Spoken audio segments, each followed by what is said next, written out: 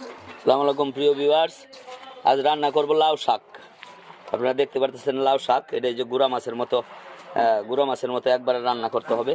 প্রথমে আমি এই যে দিয়ে দিলাম, তারপরে আমি পেঁয়াজ দিব, মাছটাও দিয়ে দিতে পারেন। পেঁয়াজ মাছ সব দিয়ে দেবো, শুধু ধনিয়া পাতাটা রাখবো আর কি। মশলা আছে, মশলা দিয়ে দিবেন, গরম মশলা। তারপরে আপনি দিয়ে দিবেন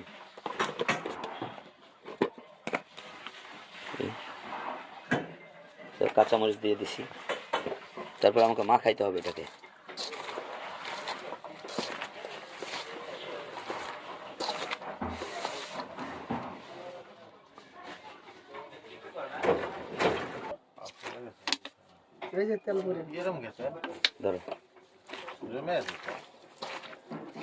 তারপর আপনাকে এই যে এইভাবে গুঁড়া মাছের মতো এইভাবে করে আপনাকে পানি দিয়ে বসাই দিতে হবে হালকা করে।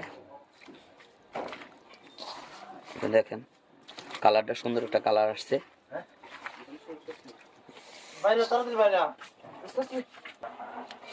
এই হালকা করে এমন পানি দিয়ে দিতে হবে, এরকম পানি দিতে হবে যাতে না ডুবে। রান্না হচ্ছে।